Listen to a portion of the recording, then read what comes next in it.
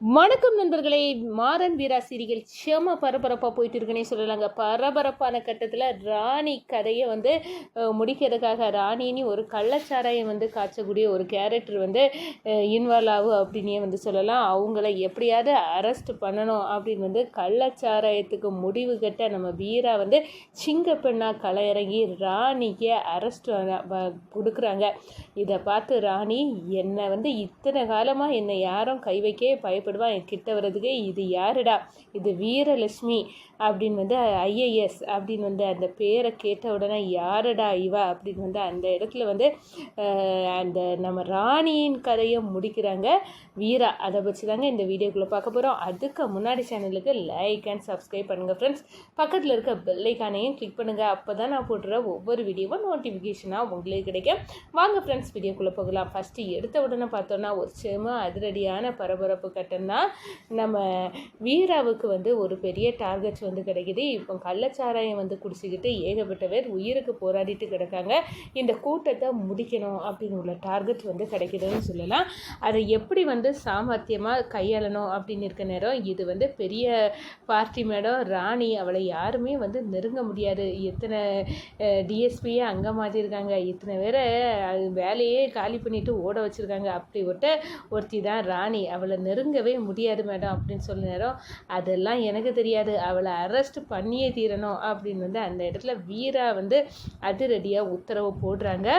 அதோட பார்த்தோன்னா நம்ம வீராவுக்கு இந்த விஷயத்தில் ஹெல்ப்பாக இருக்குது அமீர் அப்படின்னு ஒரு போலீஸ் அதிகாரி தான். அவர் சரி மேடம் நீங்கள் முடிவெடுத்துட்டீங்க, அவங்கள அரெஸ்ட் பண்ணணுன்னே நான் அதை அரெஸ்ட் பண்ணிடலாம் அப்படின்னு அந்த இடத்துல அவங்கள அரெஸ்ட் பண்ண நேரம் கலட்டா பண்ணுறாங்க. ரவுடியை போராட்டம் படித்த மாதிரி போலீஸ் அதிகாரிகளை எதிர்த்து ஏராளமான ரவுடியை எப்படி நீ ராணி மேலே கையை வைப்பா அப்படின்னு கலவரம் நடக்குது. ஊரடங்கு உத்தரவு நம்ம வீரா போடுறாங்க. யாரும் வீட்டை விட்டு வெளியே வரக்கூடாது, வந்தால் ஆபத்து, பொதுமக்கள் சேஃபாக இருங்க. இது ரவுடியை ஏகப்பட்ட பேர் இருக்காங்க, அவங்கள அதிகாரிகள் சமாளிக்கக்கூடிய விஷயம். நீங்களும் உள்ளுக்க நுழைஞ்சா உங்கள் மேலேயும் அடிப்பட சான்ஸ் இருக்குது, அதனால நீங்கள் வீட்டுக்குள்ளே பாதுகாப்பாக இருந்தால் போதும் அப்படின்னு எல்லா மக்களையும் எச்சரிக்காங்க நம்ம வீரா.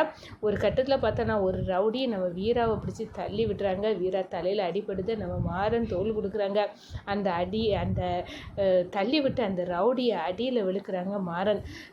வீரா என்ன ஆனாலும் பரவாயில்ல, இந்த ராணிக்கு ஆட்டத்தை முடிவு கட்டியே ஆகணும். இதனால் எத்தனை மக்களுக்கு ஆபத்து இருக்குது, இந்த ராணிக்கு ஆட்டத்தை முடிக்கணும் அப்படின்னு மாறன் இந்த விஷயத்தில் வீராவுக்கு பக்கபலமாக இருக்காங்க அப்படின்னு சொல்லலாம்.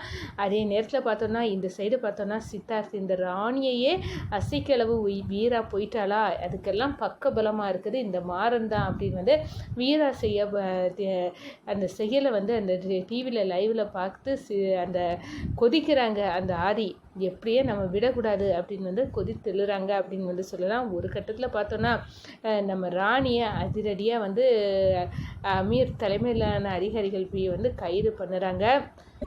என்னையே நீ கைது பண்ண வந்துச்சியா அப்படின்னு கேட்குற நேரம் ஆமாம், இப்போ வீரலட்சுமி அவங்க போட்ட ஆர்டரு நான் அதை செய்யணும், என்ன ஆனாலும் பரவாயில்ல, உங்களை கைது பண்ணணும் அப்படின்னு தான் நான் வந்திருக்கேன் அப்படின்னு அந்த இடத்த சொல்லுனேன்.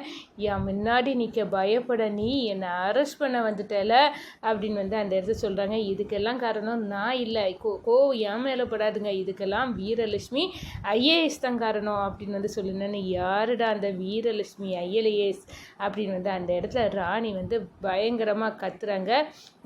நீ கத்தலுக்கெல்லாம் நான் பயப்பட ஆள் கிடையாது, உன்னையே தூக்கி உள்ளுக்க வைக்கனா நான் அதுக்கும் மேலே அப்படின்னு அந்த இடத்துல வீரா சொல்லி மாஸ் காட்டுறாங்க. அது வேறு லெவல் அப்படின்னே சொல்லலாங்க.